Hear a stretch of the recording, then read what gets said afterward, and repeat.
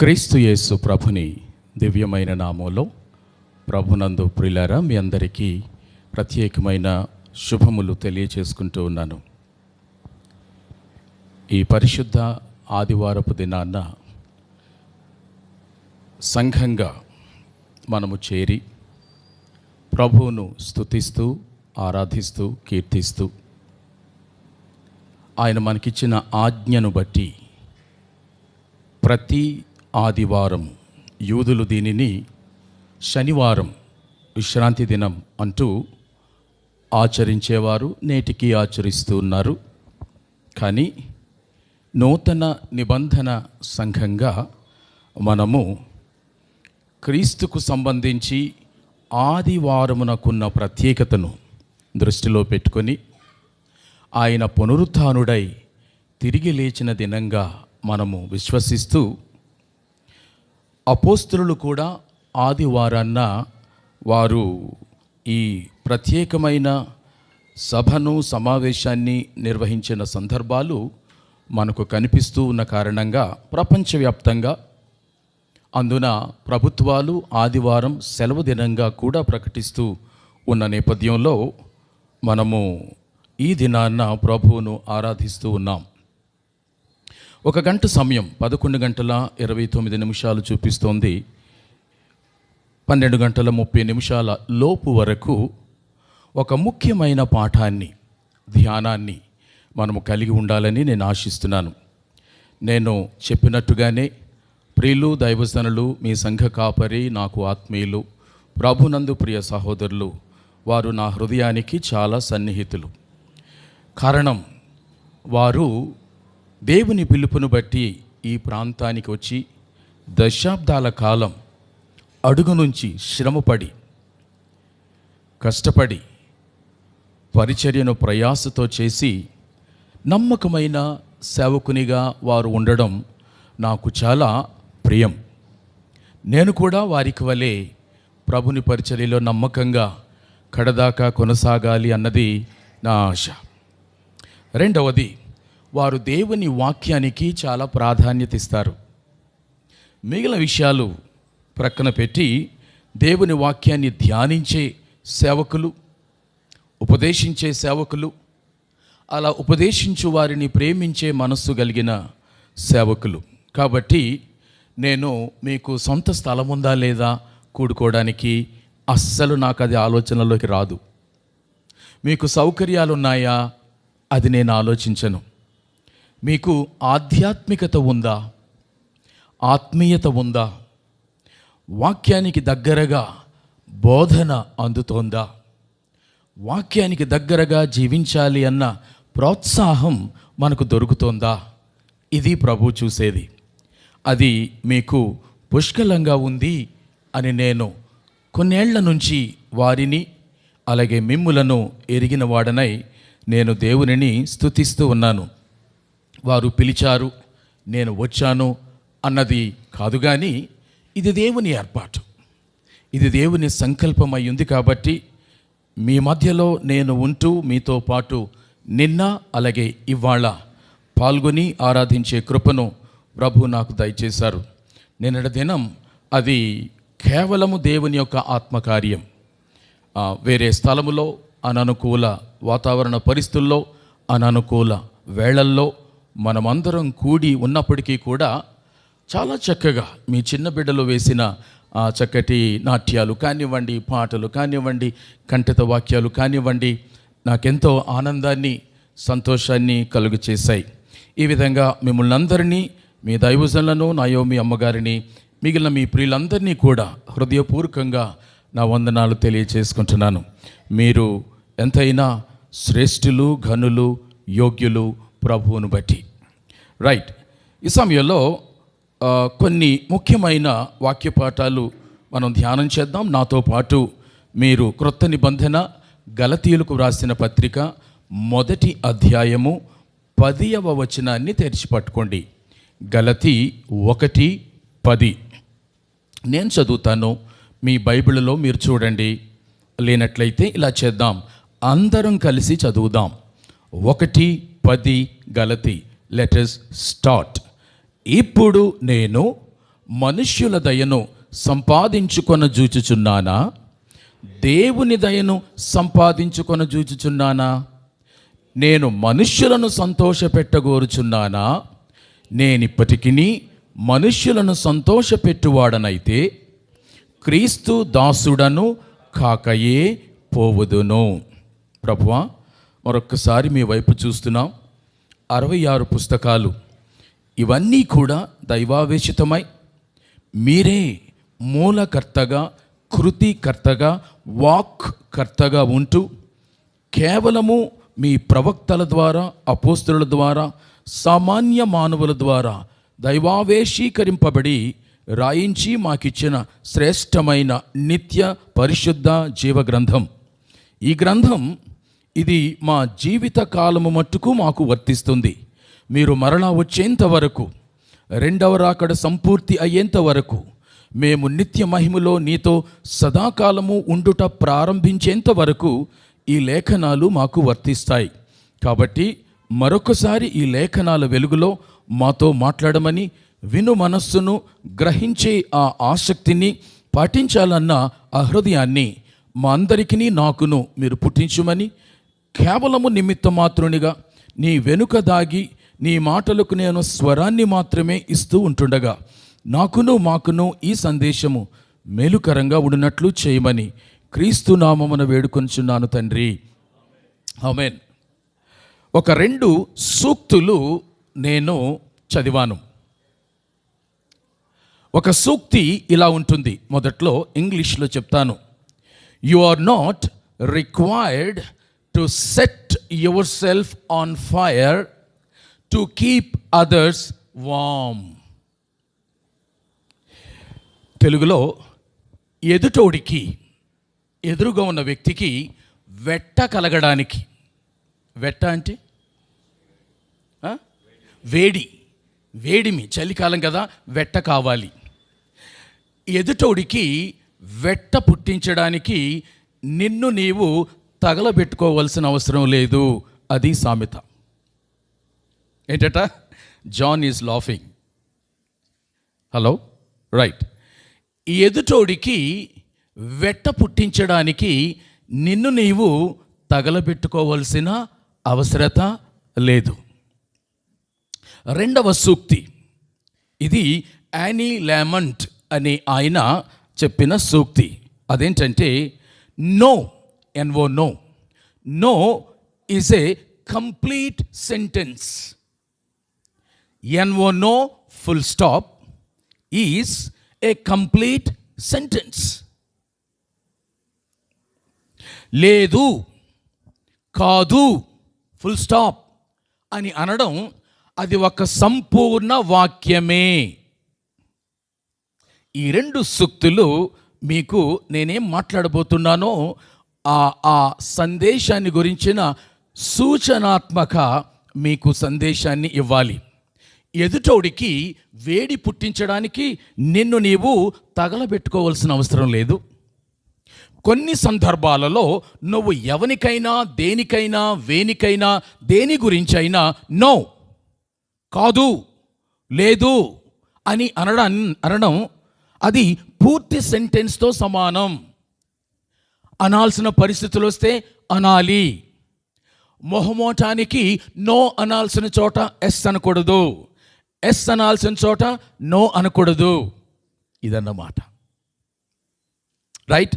ఈ మాటలు ఎందుకు నేను చెబుతూ ఉన్నాను అనంటే, చాలాసార్లు మనము మనుష్యులను సంతోష పెట్టడానికి నో అనాల్సిన చోట ఎస్ అని, ఎస్ అనాల్సిన చోట నో అని అనే ప్రమాదం ఉంది.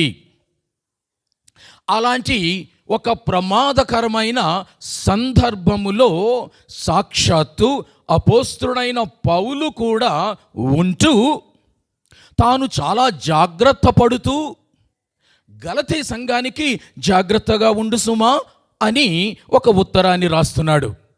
నేనెందుకున్నాను? నేనెందుకు రక్షించబడ్డాను? నేనెందుకు సువార్తికున్నయ్యాను? నేనెందుకు కాపరినయ్యాను? అపోస్తలుడనయ్యాను? ప్రవక్తనయ్యాను? ఉపదేశకున్నయ్యాను? మనుషులను సంతోషపెట్టడానికా? కాదు. నేను గనుక మనుషులను సంతోషపెట్టువాడనైతే నేను మనుషులకు దాసుడను అవుతాను, కానీ క్రీస్తుకు దాసుడను కాను. దేవుని సేవకులైన వారందరూ, ఇలా ఆయన చేత రక్షించబడిన మీలాంటి, నాలాంటి, మనలాంటి వారందరము కూడా మనుష్యులకు దాసులము కాము, మనము దేవునికి మాత్రమే దాసులము. మన భక్తి చేసేటప్పుడు ప్రియులారా, మనం భక్తి చేసేటప్పుడు చాలాసార్లు ఇలాంటి సందిగ్ధ పరిస్థితుల్లోనికి నెట్టివేయబడతాం. నేను నో అంటే ఎలా, నేను ఎస్ అంటే ఎలా, ఇలా మనుష్యులను మెప్పించడానికి ఎస్ అనవలసిన చోట నో అనంటూ, నో కాదు లేదు అనాల్సిన చోట ఎస్ అవును అంటూ ఉండడం, మనము వారికి బానిసలము, మనము వారికి దాసులము. మనము దేవునికి దాసులముగా ఉండలేదు అని. అందుకని ఈ ఉదయకాలపు వేళలో ఇలాంటి ఒక బలహీన మనస్తత్వం మనలో ఏమైనా ఉంటే, ఇప్పటికే ఉన్నట్టుగా మనకు రుజువు వెనకటికి కనిపిస్తే, వాక్యం మనకు తేటగా స్పష్టం చేస్తుంది, నువ్వు మనుషులకు దాసునివిగా, దాసురాలువుగా ఉన్నావు. చాలా కాలం క్రితం, నేను 1940s సంగతి మాట్లాడుతున్నాను. 1940sలో పెద్దవాళ్ళైన వారికి మీరు కాస్త హిస్టరీ చదివితే మీకు తెలుస్తుంది. వెనకటికి నా చిన్నప్పుడు తరచూ వినబడేది ఏంటి? వాచీలు. ఈ వాచీలు తరచుగా వినబడేది స్విట్జర్లాండ్ వాచీలు, స్విస్ వాచీలు అని అనేవాళ్ళం. ఈ వాచీలు ఇవి క్వార్ట్స్తో తయారు చేసినవి. 1950sలో ఈ స్విస్ వాచీ కంపెనీ వాళ్ళు చాలా ఉన్నత స్థితిలో, టాప్లో ఉన్నారు వాళ్ళు. వారికి ఇక ఎదురులేని పరిస్థితి. మనము గోడ గడియారాలు చూసినా, చేతి వాచీలు చూసినా స్విస్ కంపెనీ వాచీలే ఉంటుండేవి. వారు బెస్ట్ వాచీలు అమ్మారు. బెస్ట్ వాచ్ మేకర్స్ వారి దగ్గర ఉన్నారు.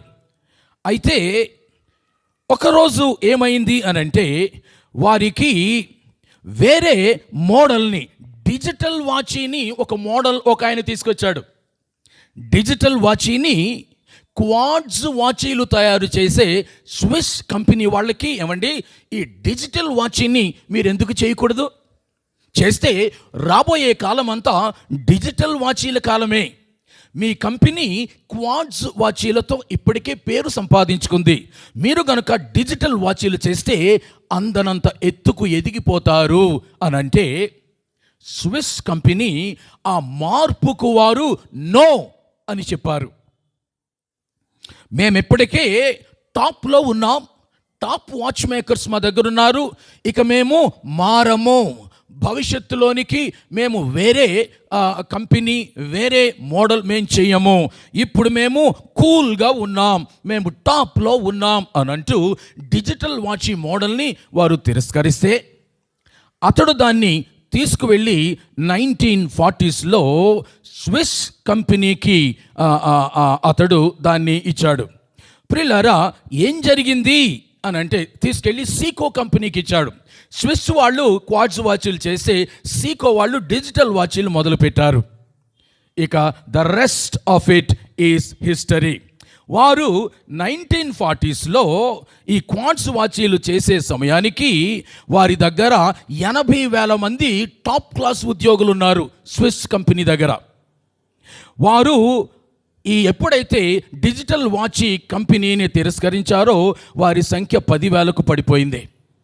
అప్పుడు వారు ప్రపంచంలో 80% వాచీలు తయారు చేసేవారు, ఇప్పుడు వారు 20%కి దిగిపోయారు. చాలా కాలం తర్వాత స్విస్ కంపెనీ వాళ్ళు కూడా డిజిటల్ వాచీలు చేయడం తప్పని పరిస్థితి అయి వారు మొదలుపెట్టారు.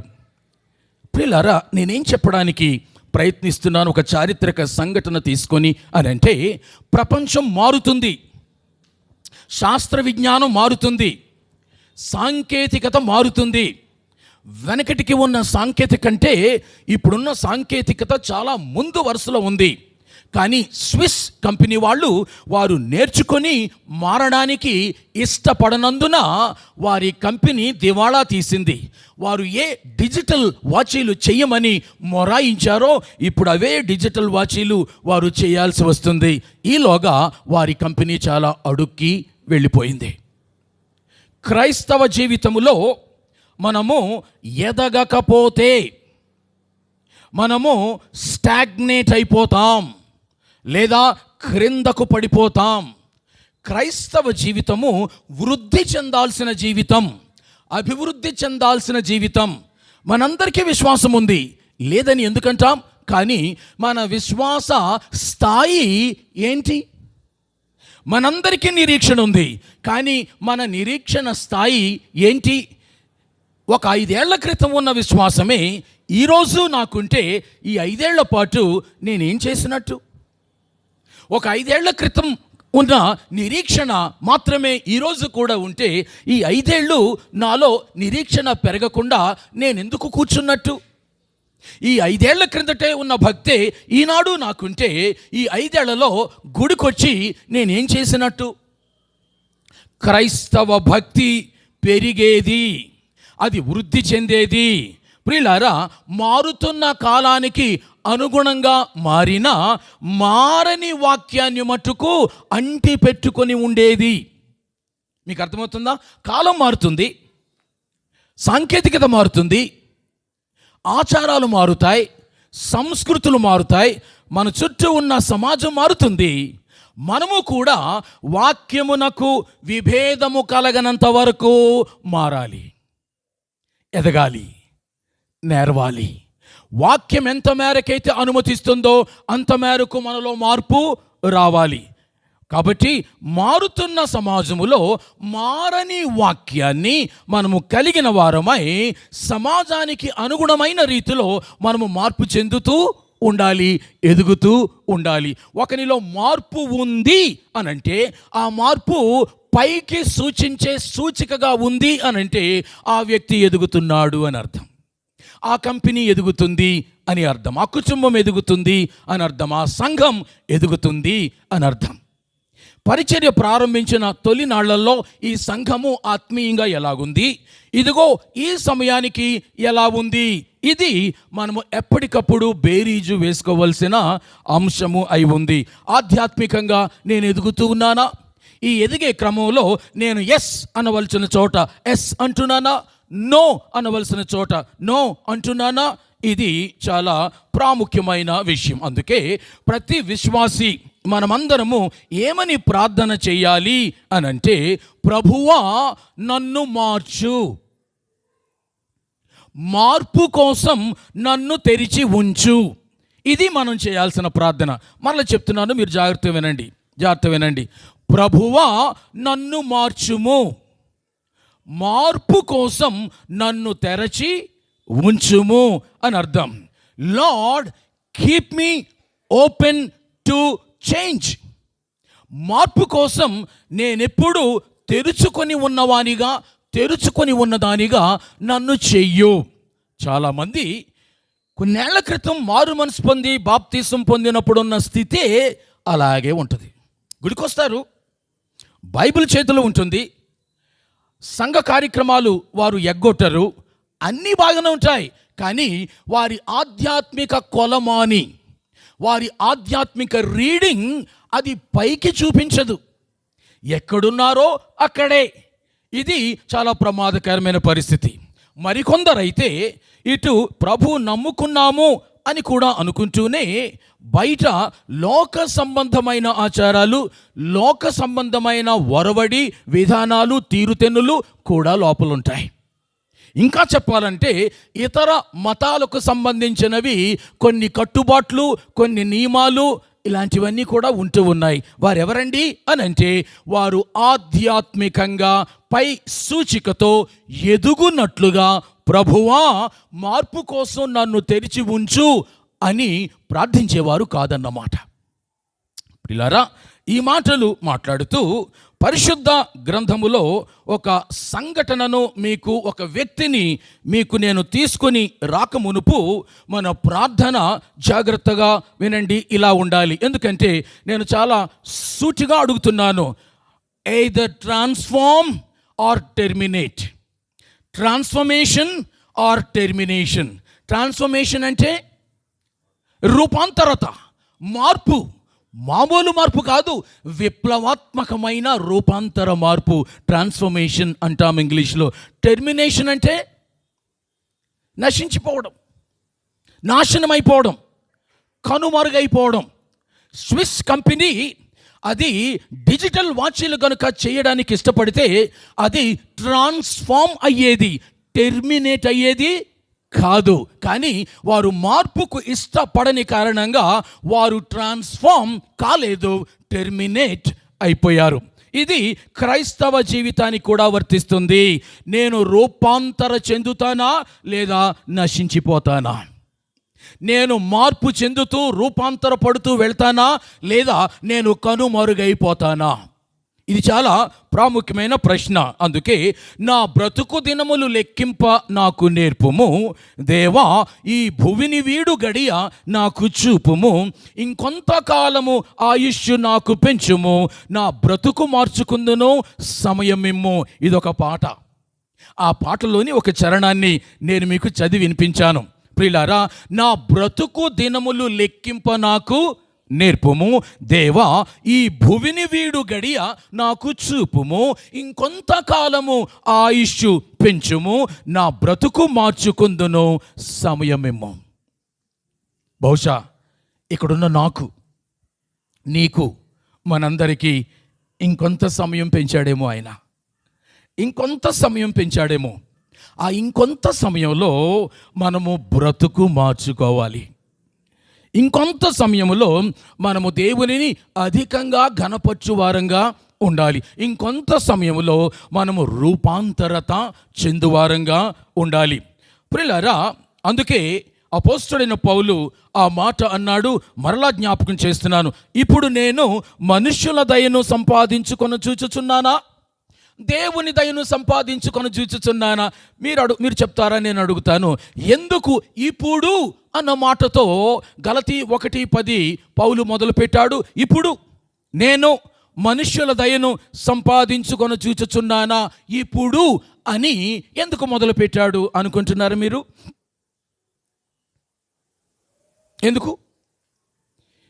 ఎందుకంటే ఒకప్పుడు ఈ పని చేశాడు పౌలు. ఒకప్పుడు తాను సౌలుగా ఉన్నప్పుడు మనుష్యుల దయను సంపాదించుకొన చూచినవాడు. కాబట్టే ఆ మనుషులు నీవు క్రైస్తవులను హింసించు, చంపు అంటే వారిని సంతోషపరచడానికి యెరూషలేములో ఉన్న క్రైస్తవ సంఘాలను చిత్రహింస చేశాడు. అదే పని మీద పత్రాలు పుచ్చుకొని దమస్కులో ఉన్న సంఘాన్ని కూడా హింసించడానికి ప్రయాణమయ్యాడు. ఆ పనంతా ఎందుకు చేస్తున్నాడు? ధర్మశాస్త్రోపదేశకులైన వారిని సంతోషపరచడానికి చేశాడు. కాబట్టి ఎప్పుడైతే దమస్కులో ప్రభునితో ఎన్కౌంటర్ అయ్యాడో, మారు మనసు పొందాడో, రూపాంతరత ఆయనలో మొదలయ్యింది. గలతీ సంఘానికి ఉత్తరం రాసే సమయానికి చాలా ఎదిగిపోయాడు అపోస్తలుడైన పౌలు జీవితంలో ఇక ఎంత వెతికినా మనుషులను సంతోషపెట్టు కోణం ఆయనలో లేదు. కేవలము దేవుని మాత్రమే సంతోషపరచువానిగా ఉన్నాడు. అందుకే చాలా ఓపెన్గా మాట్లాడుతున్నాడు, చాలా క్లీన్గా, చాలా ఆనెస్ట్గా మాట్లాడుతున్నాడు. ఇప్పుడు నేను మనుషుల దయను సంపాదించుకొని చూచుచున్నానా?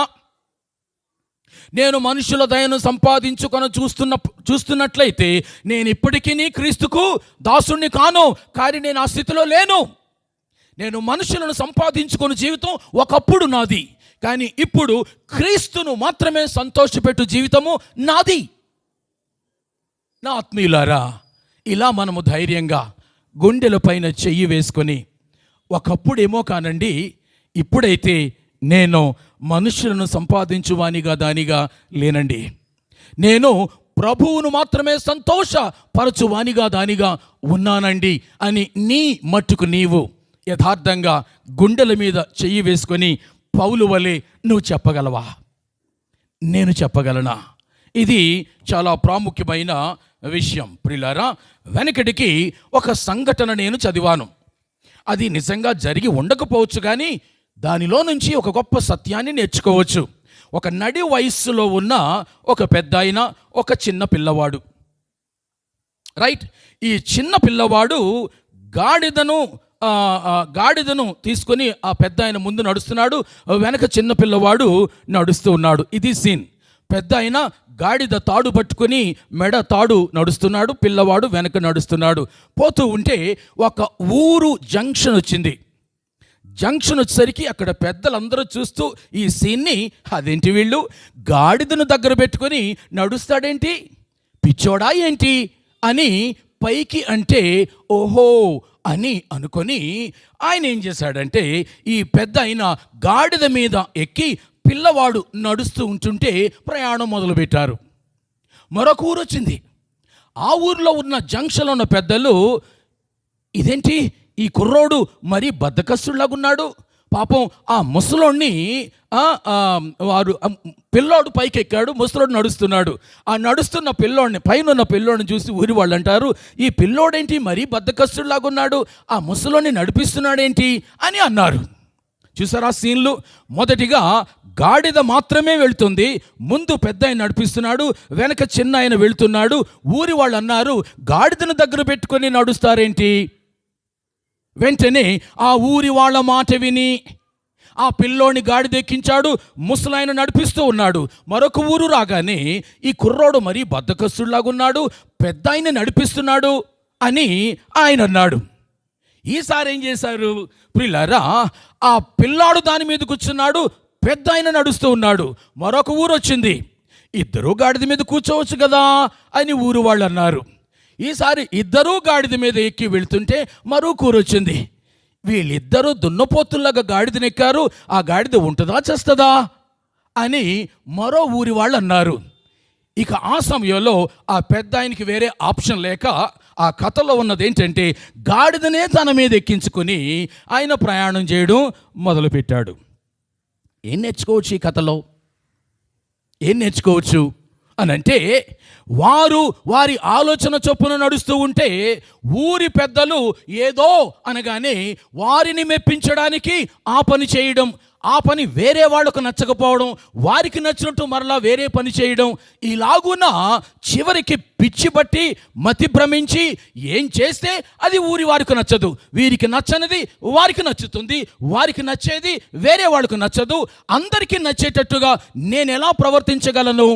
ఇది చాలా ప్రాముఖ్యమైన విషయం. ప్రియులారా, మనుషులను సంతోషపెట్టే మనస్తత్వం ఉన్నవాళ్ళు కడకిలాగే పిచ్చి పడతారు. ఎందుకంటే మనుషులందరూ ఒకరు కారు. నీ టేస్ట్ వేరు. నీకు నచ్చినట్టుగా నేనుంటే నీకు నేను నచ్చకపోతానేమో, నీకు నచ్చకపోతే మరొక నచ్చుతానేమో. కాబట్టి ప్రియులారా, అపోస్తుడైన పౌలు చాలా స్పష్టంగా చెప్తున్నాడు, మనుషులను సంతోషపెట్టే స్థితి నీలో నాలో ఉంటే నువ్వు అలసిపోతావు, సొమ్మసిల్లిపోతావు. ఎందుకంటే మనుషులందరి అభిప్రాయాలు ఒకటి కాదు, మనుషులందరి రుచులు ఒకటి కాదు. కాబట్టి మనము కేవలము ప్రభుని మట్టుకు మాత్రమే సంతోషపెట్టువారంగా ఉండాలి. ఈ సంఘటనను మనము చాలా ప్రాక్టికల్గా అపోస్తుల కార్యములు 12వ అధ్యాయము 1 నుంచి 5 వచనాలు, 19వ వచనం, 20 నుంచి 25 వచనాలు, ఈ భాగాన్ని ఆసరాగా తీసుకొని ఒక వ్యక్తి జీవితంలో ఇలాంటి లక్షణాలు ఏమై ఉన్నవి అన్నది మనము జ్ఞాపకం చేసుకుందాం. ఒక వ్యక్తి జీవితాన్ని మీరు చూడండి, అలా కొన్ని నిమిషాలు అలా పరిశీలన చేస్తే క్షణాలు అక్కడ ఒక వ్యక్తి మీకు కనిపిస్తాడు. ఆ వ్యక్తిని నేను ఎలా ఈ ఉదయం మీకు ప్రొజెక్ట్ చేయాలని అనుకుంటున్నానంటే, మనుషులను సంతోషపెట్టువానిగా అందులో అతడున్నాడు. అపోస్తుల కార్యాలు 12వ అధ్యాయంలో మొదటి 5 వచనాలు, 19, 20 నుంచి 25 వచనాలు. ఆ వ్యక్తి పేరు హేరోదు. మీకు తెలుసు హేరోదు. ప్రియులారా, హేరోదు జీవితంలో కొన్ని పాఠాలు మనం నేర్చుకుందాం. మనుషులను సంతోషపెట్టువారు ఎలా ఉంటారు? ఖచ్చితంగా హేరోదులాగుంటారు. ఇంకెలా ఉంటారు విడదీసి మనం జ్ఞాపకం చేసుకుందాం. నేను చెప్పే ఈ పాయింట్స్ మన మనసుల్లో లోతుగా నాటుకొనిమ్మని మనం చేస్తున్నాను. మొట్టమొదటిది, మనుషులను సంతోషపెట్టేవారు దేవుని అనుమతి కంటే, దేవుని సమ్మతి కంటే మనుషుల సమ్మతికి విలువ ఇస్తారు. ఇది మొదటి ప్రమాదం. మనుషులను సంతోషపెట్టు వారిలో ఉండే మొదటి ప్రమాదం. వారు దేవుని సమ్మతి అంటే అనుమతి, అప్రూవల్, కన్సెంట్, దేవుని సమ్మతి కంటే మనుషుల సమ్మతికే విలువిస్తారు. ప్రియులారా జాగ్రత్త వినండి. దైవ సమ్మతి కంటే మనుషుల సమ్మతికి విలువనిచ్చేవాళ్ళు మనుషుల మనస్సులు చదవడానికి వారు ఇష్టపడతారు.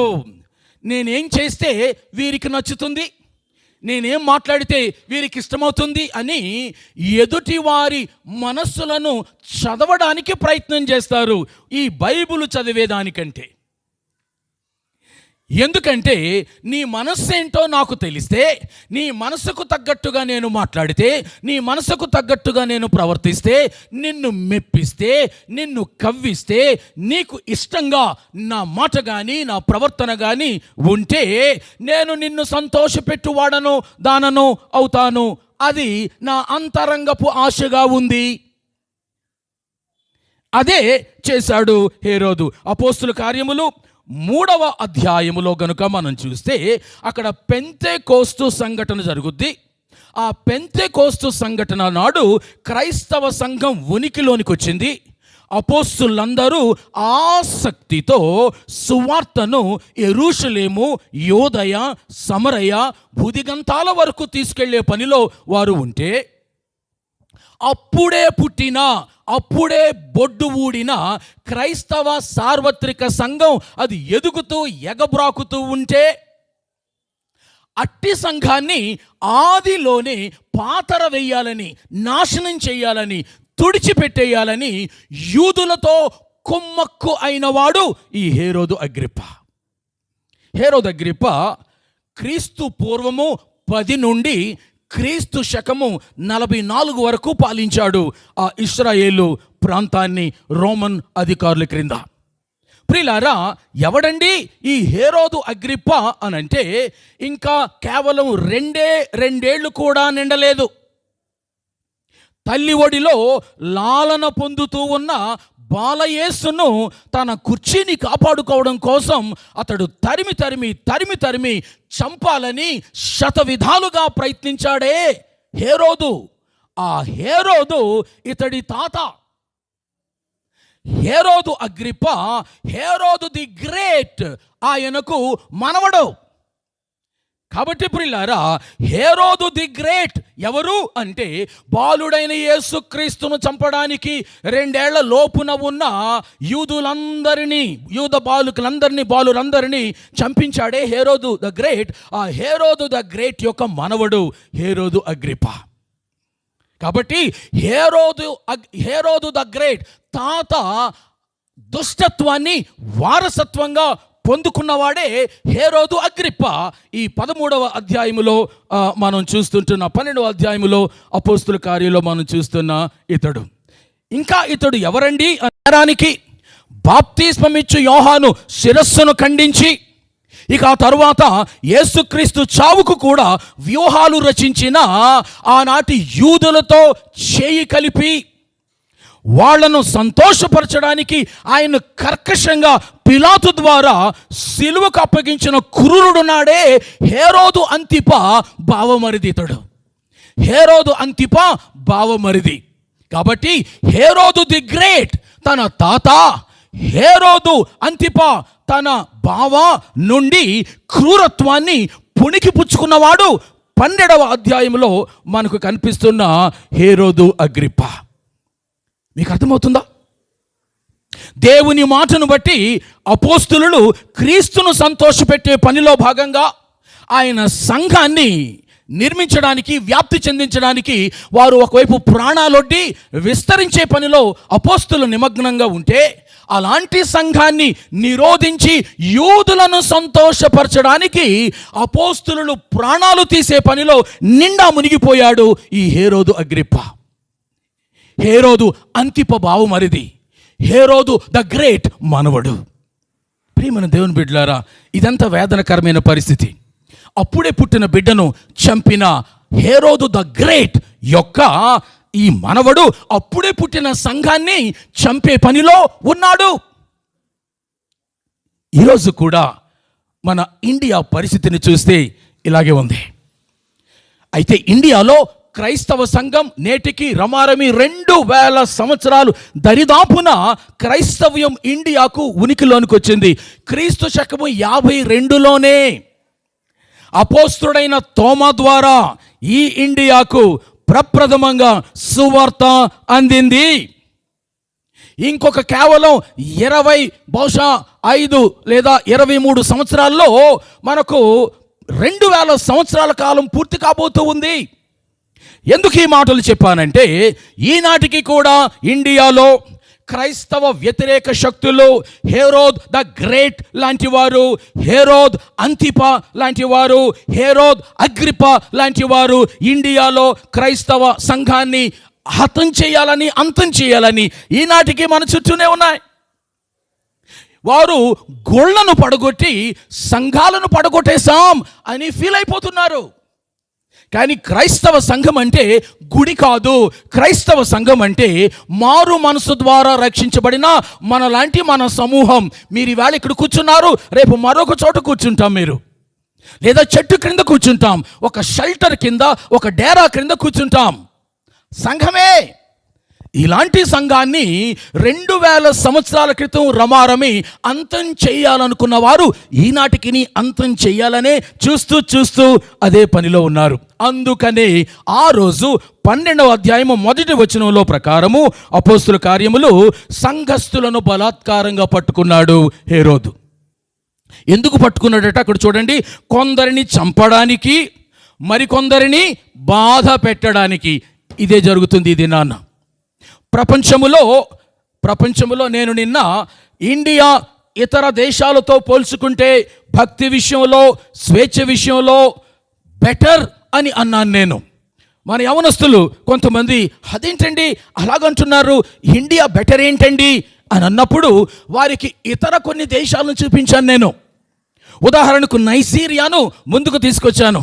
ఇవాళ నైజీరియాలో వారు క్రైస్తవులు అయి ఉన్నందుకు వారు నిర్దాక్షిణ్యంగా చంపబడుతూ ఉన్నారు. బాధించబడడం కూడా కాదు, చంపబడ్డమే.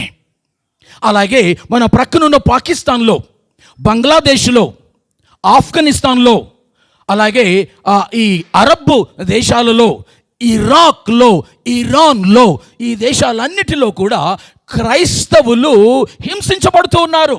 అయితే చంపబడము లేదా బాధపరచబడడం.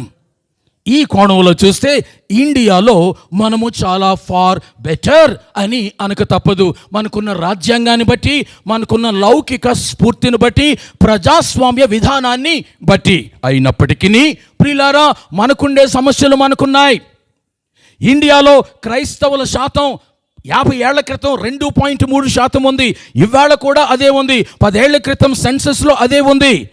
లోపల వేరుగా ఉండొచ్చు కానీ అధికారిక లెక్కలు తక్కువగానే చూపిస్తున్నాయి. అందుకని ఇండియాలో క్రైస్తవ సంఘము ప్రబలవలసిన అవసరం ఉంది, పెరగవలసిన అవసరం ఉంది. ఇలా పెరుగుతున్న సమయంలో ఆ హేరోదు లాంటి శక్తులు మన చుట్టూనే ఉన్నాయి, రాజ్యములో ఉన్నాయి, ప్రాంతీయంగా ఉన్నాయి, మనతోనే ఉన్నాయి. ప్రియులారా, 2వ వచనాన్ని కనుక చూస్తే బోయనెర్గెస్సు అని ఒక మాట ప్రభు అయిన క్రీస్తు స్వయాన మార్కు సువార్త 3వ అధ్యాయము 17వ వచనంలో పలికారు. ఉరిమెడువారు అని అర్థం.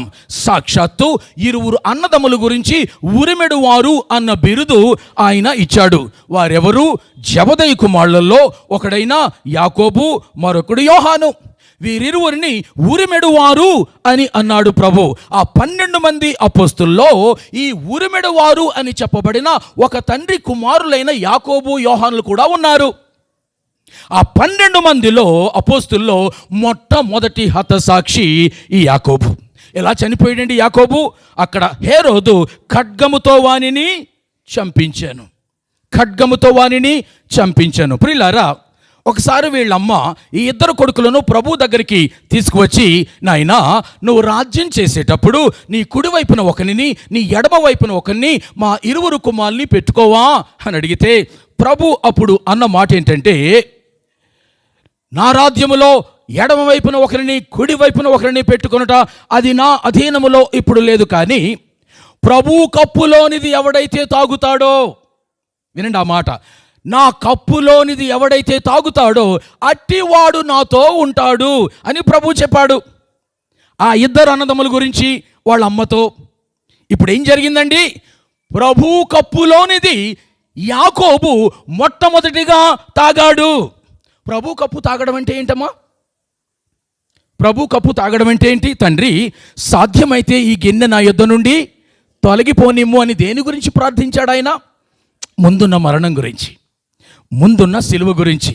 కాబట్టి నా కప్పులోనిది, ప్రభు కప్పులోనిది తాగువాడెవడో అతడు నాతో పాటు ఏలువానిగా ఉంటాడు అని ప్రభు చెప్పాడు వాళ్ళ అమ్మతో ఆ రోజు. అదే జరిగింది. 12 మంది అపోస్తుల్లో ఒకడు తన్ను తాను ఉరిపెట్టుకొని నశించిపోయిన యూదాను వదిలేస్తే, ప్రభు కప్పులోనిది త్రాగి ప్రభు కోసం, సంఘం కోసం ఆ అధికారుల చేత ఖడ్గముతో చంపబడిన వాడు ఈ యాకోబు. ప్రియమైన దేవుని బిడ్డలారా, ఎందుకు ఈ పని చేశాడు హేరోదు అనంటే, యూదులను సంతోషపరచడానికి.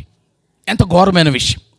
యూదులను సంతోషపరచడానికి, సంఘాన్ని విస్తరించే పనిలో మీరు వెళ్ళండి, సమస్త జనులను శిష్యులుగా చేయండి, మీరు యెరూషలేములోను, యూదయలోను, సమరయలోను బుదిగంతముల వరకు నాకు సాక్షులై ఉండండి అని మిగిలిన 11 మంది అపోస్తులను ప్రపంచ నలుమూలలకు పంపించే పని, ఆలోచన దేవునిదైతే దానిని భగ్నం చేసే పని హేరోదు చేశాడు. అందుకే సౌలుకు బాగా తెలుసు, సౌలా సౌలా, నీవేళ నన్ను హింసించుతూ ఉన్నావు. నిన్ను హింసించడం ఏంటి ప్రభువా అని కనుక అడిగితే, నా సంఘమును హింసించువాడు నన్ను హింసించినట్టే. సౌలా సౌలా, నువ్వు మునికోలలకు ఎదురు తిరుగుతున్నావు, జాగ్రత్త.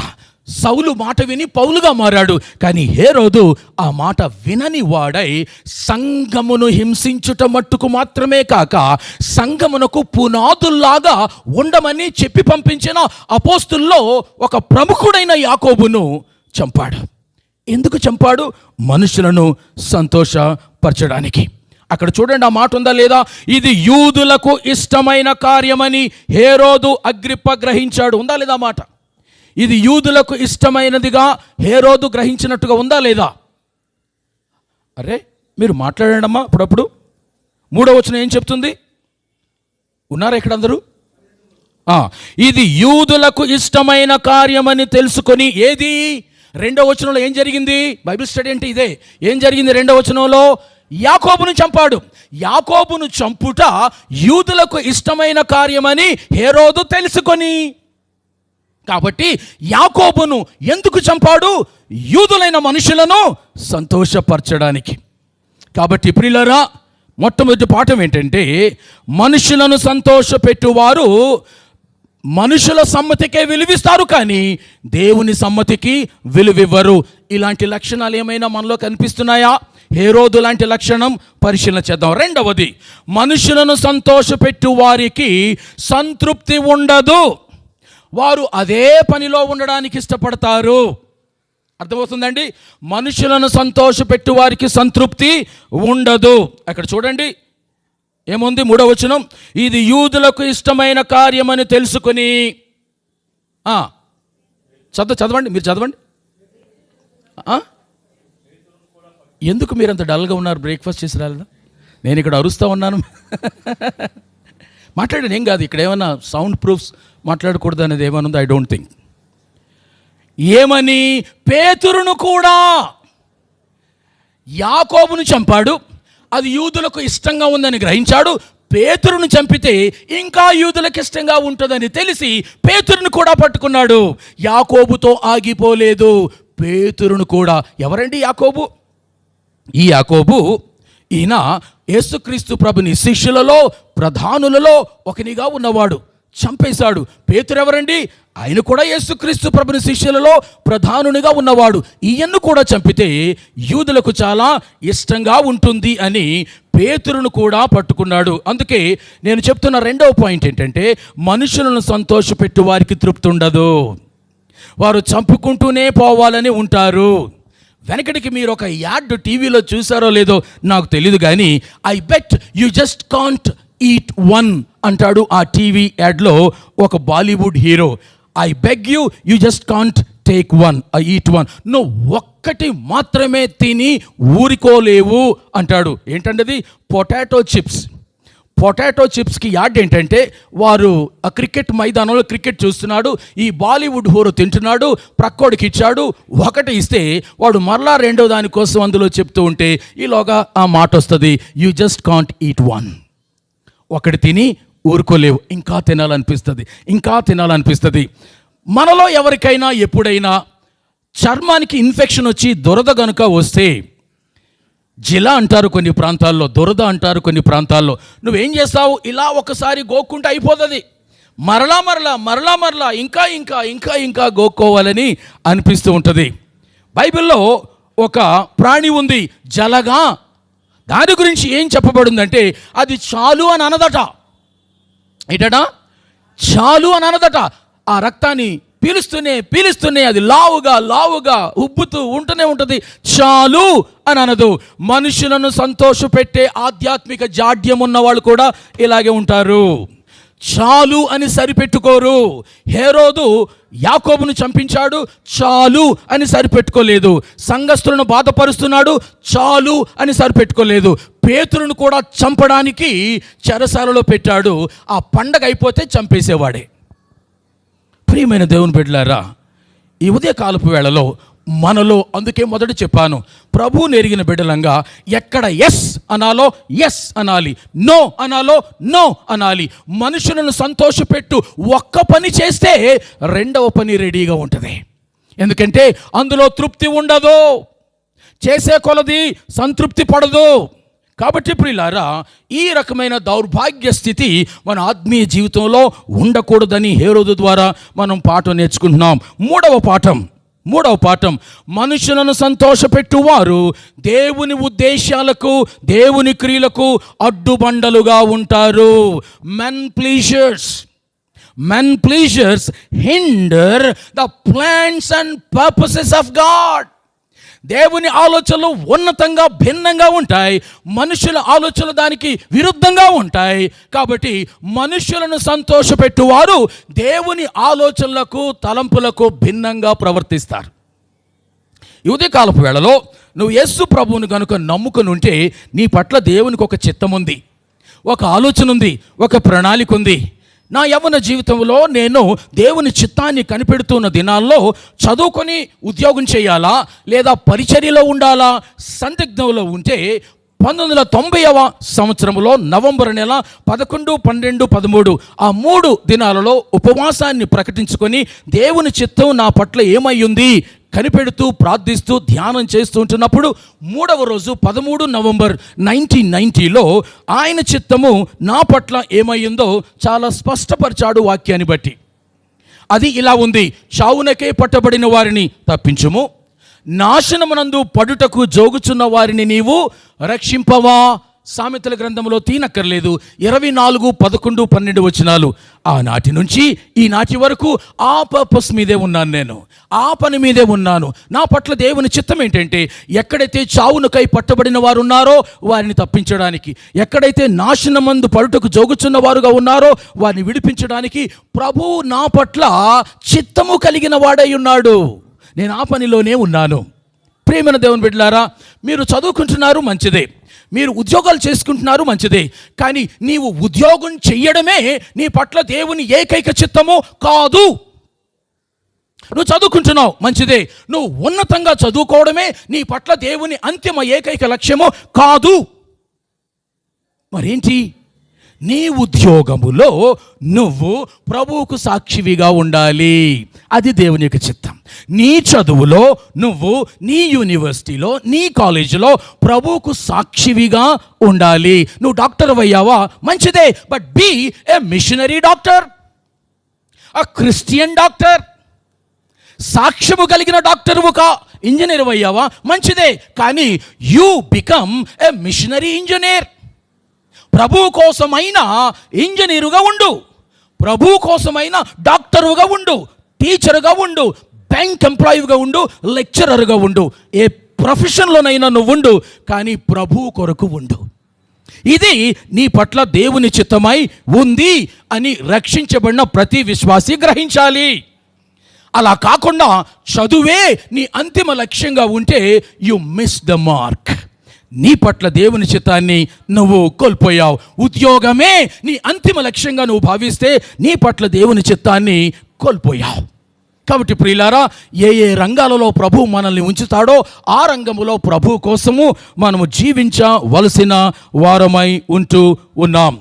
ఈ ఉదయకాలపు వేళలో ఎలాగున దేవుని యొక్క ఆ చిత్తానికి హేరోదు అడ్డుబండగా ఉన్నాడో మీకు చెప్తా, జాగ్రత్త వినండి. పేతురు, నీవు కేఫావు అనబడుదువు. ఉందా లేదా ప్రభు చెప్పిన మాట? నువ్వు కేఫావు అనబడుదువు. కేఫా అన్న మాటకు అర్థం ఏంటి? రాయి అని అర్థం. ఈ బండ మీద నా సంఘమును కట్టుదును అన్నాడు. నిజానికి ప్రభు సూచించిన బండ తానే, క్రీస్తే ఆ బండ. కానీ అనుకోకుండా పేతురు పేరు కూడా బండ అనే అర్థం వచ్చిన పేరుగా ఉంది. కాబట్టి ఈ బండ మీద నా సంఘమును కట్టుదును అని చెప్పాడు. దానికంటే ముందు నా గురించి ప్రజలు ఏమనుకుంటున్నారు అని శిష్యులను అడిగితే తలో జవాబు చెబితే పేతురు ఏమన్నాడు? నీవు సజీవుడువైన దేవుని కుమారుడువైన క్రీస్తువు అన్నాడు. ఎస్, కరెక్ట్గా చెప్పావు. నువ్వు చెప్పిన ఆ సత్య వాక్య బండ మీద నా సంఘాన్ని కడతాను. ఆ సంఘాన్ని పేతురు నీతో నేను మొదలు పెడతాను.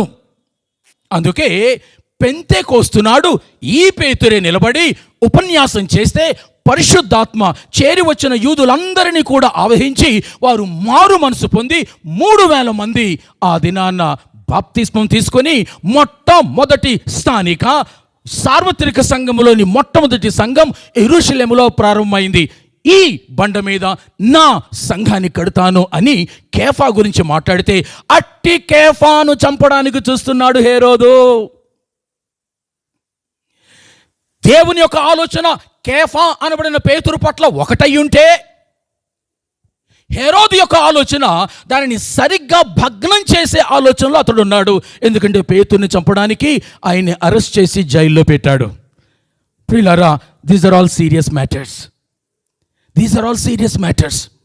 బైబిల్ ఒక మాట ఉంది, యెహోవాకు విరోధముగా రూపించబడిన ఏ ఆయుధమునో వర్ధిల్లదు. ఏదే నాన్న, కొద్దిసేపు మనం అనుకుంటాం సంఘాన్ని హింసిస్తున్నారు, బయట క్రైస్తవులను కొడుతున్నారు, పాస్టర్లు కొడుతున్నారు, అన్యాయంగా చెరలో పెడుతున్నారు, బెయిల్ రాకుండా చేస్తున్నారు, వారు ఇళ్ళు కూల్చేస్తున్నారు.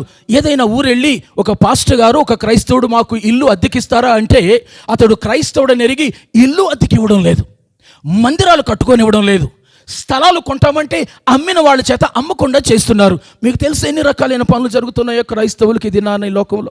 But I want to tell you, ఇది కొద్ది కాలమే. ఎందుకంటే మనలను హింసించు వారు దేవునినే హింసిస్తూ ఉన్నారు అన్న విషయాన్ని మనం మర్చిపోవద్దు. దేవుని చిత్తానికి భిన్నంగా వారు అడ్డు తగులుతూ ఉన్నారు అన్న విషయాన్ని మర్చిపోవద్దు. హేరోదు అదే పని చేస్తుంటున్నాడు.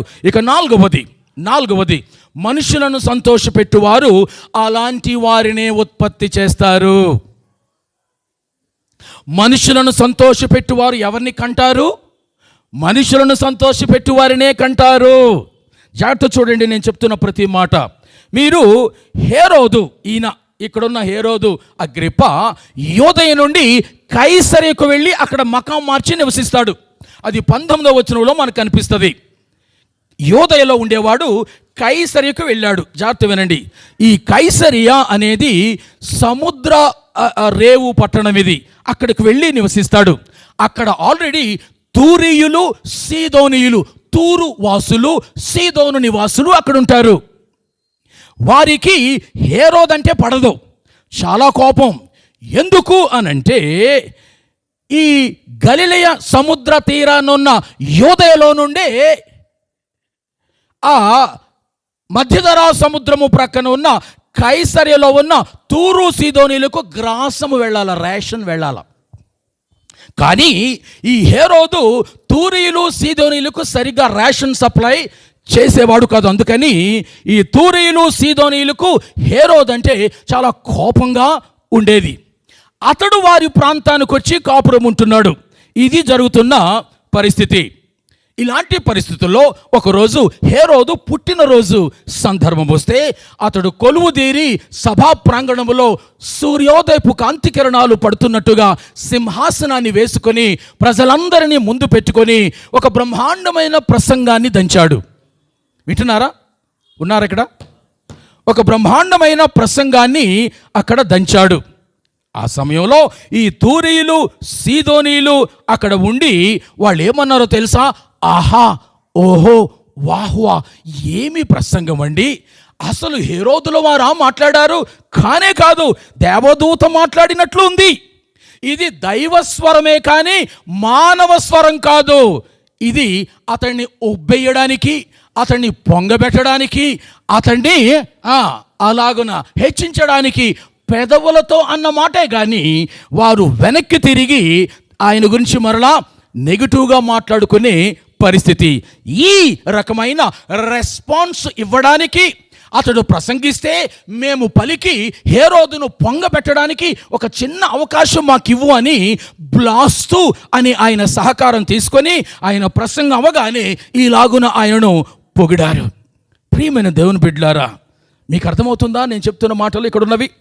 హేరోదుకు పొగడ్తలంటే ఇష్టము.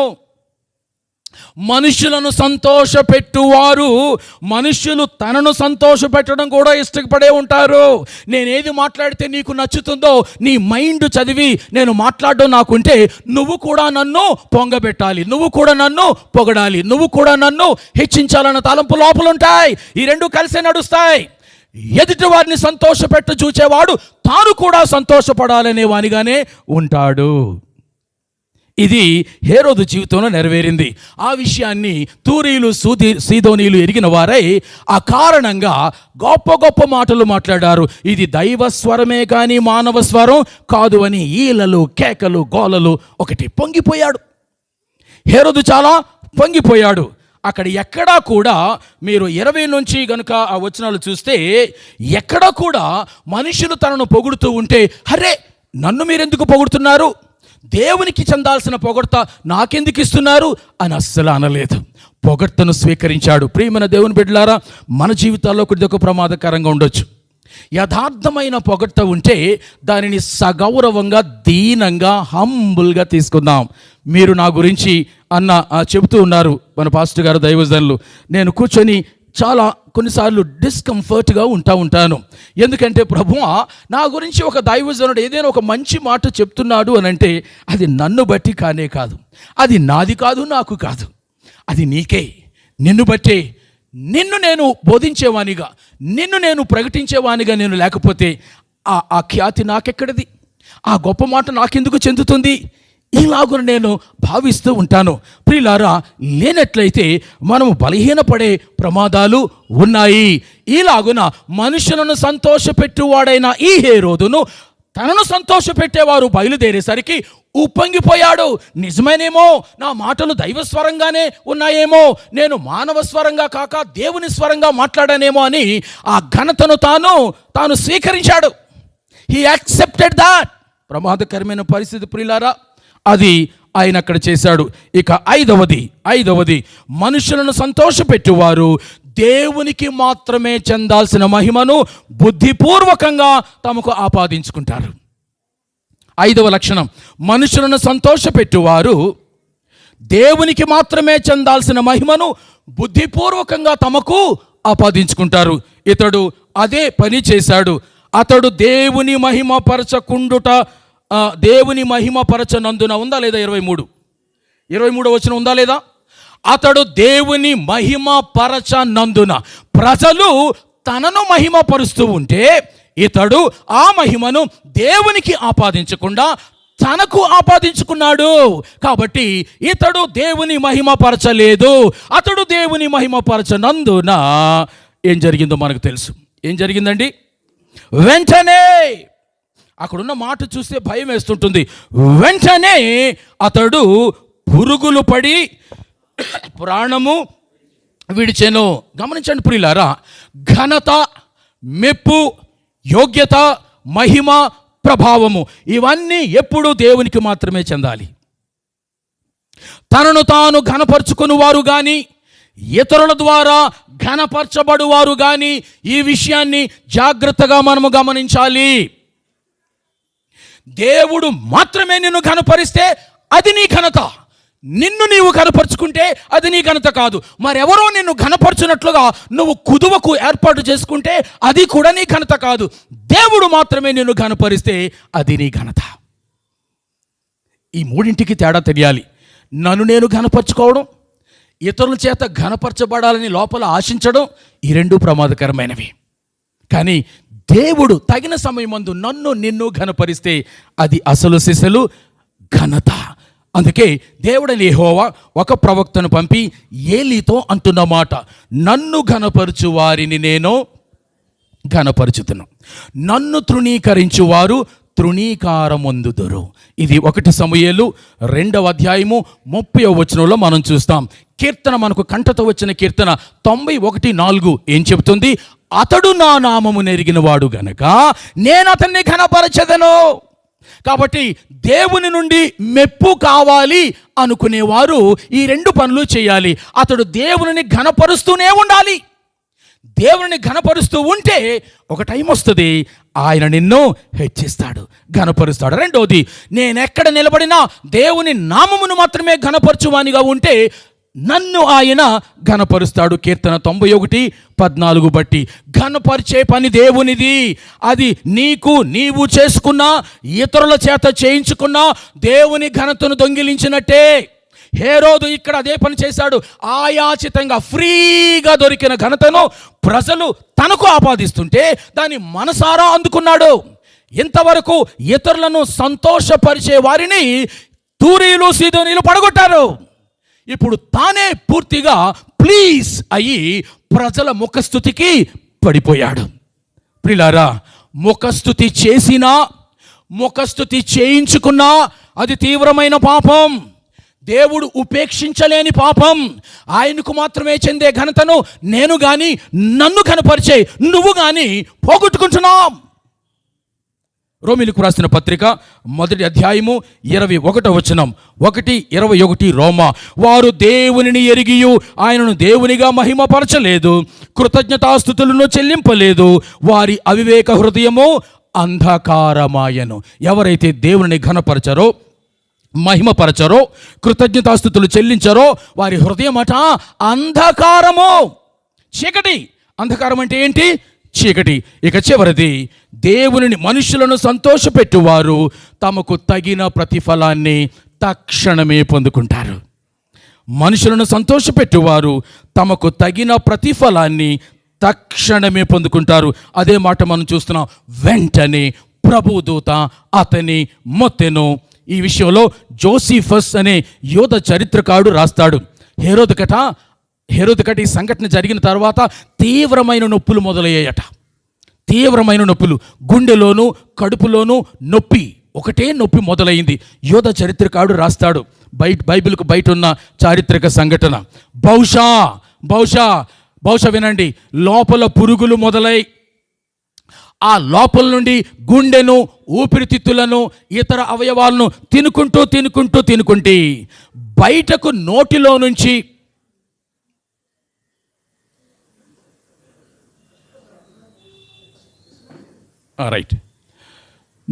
కడుపులో పురుగులు మొదలై లోపల కీలక అవయవాలను తినుకుంటూ ఆ పురుగులు నోటిలో నుంచి బయటపడే సమయానికి 5వ రోజు పట్టిందట. శిక్ష వెంటనే స్టార్ట్ అయింది. వెంటనే పురుగులు మొదలయ్యాయి. అవి లోపల అవయవాలను తినుకుంటూ అన్నవాహిక ద్వారా నోటి నుంచి ఆ పురుగులు బయటకు రావడానికి 5వ రోజు పూర్తిగా చనిపోయాడు. ప్రియమైన దేవుని బిడ్డలారా, యోబు అంటాడు, అందుకే 32వ అధ్యాయము 21-22 వచనాల్లో, నేను ఎవరికి ముఖస్థుతికి బిరుదులు పెట్టను, ముఖస్థుతి చేయుట నాకు చేత కాదు, అట్లు చేసిన ఎడల నన్ను సృజించిన వాడు నన్ను శీఘ్రముగా నిర్మూలము చేయును. ఉన్న మాటది. ఏమండి, యోబు గ్రంథము 32:21-22 వచనాల్లో యోబు కూడా ఇదే మాట మాట్లాడతాడు. శీఘ్రముగా ఆయన నన్ను నిర్మూలము చేయను. ఎందుకండి అనంటే నిర్గమకాండం 34:14 చెప్తుంది, ఆయన రోషము కలిగిన వాడు. కాబట్టి ప్రియులారా, రోషము కలిగిన దేవుడు ఆయనకు మాత్రమే చెందే మహిమను ఘనతను వేరెవరికి ఇవ్వడు. ఆయన ఎవరినైనా ఘనపరిస్తే ఆయన మాత్రమే ఘనపరుస్తాడు. ఎవరు ఆయనను ఘనపరిస్తే ఆయనను ఘనపరుస్తాడు.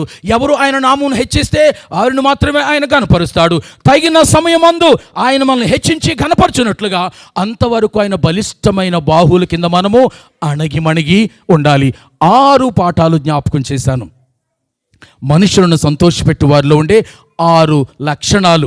ఏమండి, ఒక వ్యాధికి కొన్ని లక్షణాలు ఉంటాయి. మనుషులను సంతోషపెట్టే వ్యాధి కలిగిన ఇతడికి ఈ 6 లక్షణాలు ఉన్నాయి. ఒకసారి 6 జ్ఞాపకం చేసుకుని ముగించుకుందాం. మొట్టమొదటిదిగా, మనుషులను సంతోషపెట్టువారు దేవుని సమ్మతి కంటే మనుషుల సమ్మతికే విలువిస్తారు. ఇదేదైనా మనలో ఉంటే పరిశీలన చేసుకుందాం. 2, మనుషులను సంతోషపెట్టే వారికి సంతృప్తి ఉండదు. ఆ పనిలోనే ఇంకా ఇంకా ఇంకా ఉండాలి అని అనిపిస్తుంది. బహుశా ఇప్పటికే ఇది వ్యాధిలాగా మనలో ముదిరిపోయిందేమో, జ్ఞాపకం చేసుకుందాం. 3వది, మనుషులను సంతోషపెట్టువారు దేవుని ఉద్దేశాలకు క్రియలకు అడ్డుబండలుగా తగులుతారు. ఇదేనా బయట జరుగుతుంది, అది సరే, సంఘాల లోపల కూడా దేవుని ఉద్దేశాలకు క్రియలకు అడ్డుబండలుగా ఉంటే నువ్వు ఒక హేరోదు లాంటి వాడవే. 4వది, మనుషులను సంతోషపెట్టువారు మనుషులను సంతోషపెట్టువారినే ఉత్పత్తి చేస్తారు. హేరోదు పాలిస్తున్న రాజ్యములో తూరీలు, సీదోనీలు వారు కూడా మనుషులను సంతోషపెట్టువారుగానే తయారయ్యారు. ఎక్కడి నుంచి నేర్చుకున్నారు? అక్కడ హేరోదు నుంచి నేర్చుకున్నారు. హేరోదును పొగిడితే కూలిపోతాడు, లోబడిపోతాడని గ్రహించి ఇది మానవ స్వరం కాదు దైవస్వరమే అని ఊరకనే పొగిడారు. హేరోదు పడిపోయాడు. 5వది, మనుషులను సంతోషపెట్టువారు దేవునికి మాత్రమే చెందాల్సిన మహిమను వారు బుద్ధిపూర్వకంగా తమకు ఆపాదించుకుంటారు. ఇది ప్రమాదకరమైనది. ఇక చివరిది 6వది, మనుషులను సంతోషపెట్టువారు తమకు తగిన ప్రతిఫలాన్ని వెంటనే పొందుకుంటారు. హేరోదు అగ్రిప్ప ఈ 5 లక్షణాల్లో కలిగిన ఒక దౌర్భాగ్యుడు, ఒక దుష్టుడు, ఒక రాంగ్ మోడల్. అలాంటి వారు సంఘములలో ఉండడానికి వీల్లేదు. అపోస్తుడైన పౌలు చెప్పినట్టుగానే, నేను మనుషులను సంతోషపెట్టగోరు చూచుచున్నానా? లేదు. మనుషులను సంతోషపెట్టగోరుచు ఉన్నట్లయితే ఇప్పటికీ కూడా నేను మనుషులకే దాసుడిని అవుతాను, కానీ దేవునికి దాసుడిని కాను. కానీ నాకు తెలుసు, నేను మనుషులను సంతోషపెట్టువానిగా లేను, నేను దేవుని మాత్రమే సంతోషపెట్టువానిగా ఉన్నాను. ఈ లక్షణము మన జీవితంలో నిరంతరము కూడా అలవాటు కావాలి. దానికోసం ఎస్ అనాలా, ఎస్ అందాం, నో అనాలా, నో అందాం. మార్పును స్వీకరిద్దాం, ఎదుగుతూ ఉందాం. ఎదగలేదు అనంటే క్రిందకు జారిపోతూ ఉన్న వాళ్ళంగా మనం ఉంటాం. ఒక్క క్షణం కళ్ళు మూసుకోనండి. Just close your eyes. ఎవరు చూడొద్దు, అన్య మనస్కంగా కూర్చోవద్దు. దేవుని వాక్కు వినబడుతూ ఉంటున్నప్పుడు ఆ వాక్యాన్ని అందుకోవాలి, గ్రోలాలి, తినాలి, డైజెస్ట్ చేసుకోవాలి. నీకెంత మేరకు వర్తిస్తుందో అన్వయించుకోవాలి. ఏ విషయంలోనైనా మెరుగ్గా ఉంటే దేవా నీకు స్తోత్రాలు అని చెప్పాలి. ఏ విషయంలోనైనా బలహీనంగా ఉంటే హేరోదు మనస్తత్వం, హేరోదు జబ్బు లక్షణాలు మనలో ఎక్కడైనా ఉంటే జాగ్రత్త పడాలి. ఎవరు మట్టుకు వాళ్ళము. ప్రియ తండ్రి, మా చుట్టూ ఉన్న సమాజం చాలా భయంకరమైన సమాజం, దైవ భయము లేని సమాజం. మనుషులను మాత్రమే సంతోషపెట్టాలని రాజకీయ నాయకులు, మత నాయకులు, సామాజిక నాయకులు తెల్లారితే మనుషులను మాత్రమే సంతోషపెట్టే మనస్తత్వాలు, ఇలాంటి వారి మధ్య మేము జీవిస్తున్నామయ్యా. మేము కూడా వారి వలె మారిపోయే అవకాశాలు ఉన్నాయి. వారి జబ్బు లక్షణాలు మాలోనూ వచ్చే అవకాశాలు ఉన్నాయి. 2000 సంవత్సరాలు రమారమి క్రితం హేరోదులో ఆ లక్షణాలు కనపడ్డాయి. ఈ 6 లక్షణాలు ఆయనలో ఉన్నాయి. బైబిల్ గ్రంథంలోని వ్యక్తులు మాకు పాఠాలు నేర్పిస్తున్నారు. మంచివారు మంచి పాఠాలు నేర్చుకోమని, చెడ్డవారు వారి వలె ఉండొద్దని. హేరోదులా మేమెవ్వరము ఉండకూడదయ్యా. అతని నీవు మొత్తావు, అతని మీద నువ్వు కోపడ్డావు, నువ్వు మొత్తగా అతడు పురుగులు పడి ప్రాణము విడిచెను అని ఉంది. చాలాసార్లు మా జీవితాల్లో కూడా నీకు మాత్రమే చెందాల్సిన మహిమ ఘనతలను ప్రభావాలను మేము పొందుకుంటున్నా, మరెవరికో ఇస్తున్నా, మనుషులను సంతోషపెట్టే మనస్తత్వం మాలో ఏ కోశాన ఉన్నా తీసేయండి ప్రభువా. మీరు మమ్ములను హెచ్చించినప్పుడే అసలైన హెచ్చింపు, మీరు మమ్ములను ఘనపరిచినప్పుడే అసలైన ఘనత. దానికోసం మేము ఎదురు చూడడానికి మాకు సహాయం చేయమని, మా నోటి మాటలు, మా హృదయ ధ్యానాలు మీ దృష్టికి ఎల్లప్పుడూ అంగీకృతములుగా ఉండునట్లు కృప చూపుమని, ఈ వాక్య తలంపులు ఇక్కడతో విడిచిపెట్టకుండా మేము బయటకు వెళ్ళినప్పుడు పదే పదే ఇవి మాకు స్మరణకు వచ్చినట్లుగా, మాకు జాగ్రత్తలు నేర్పించినట్లుగా కృప చూపుమని క్రీస్తు నామమును వేడుకొనుచున్నాము తండ్రి.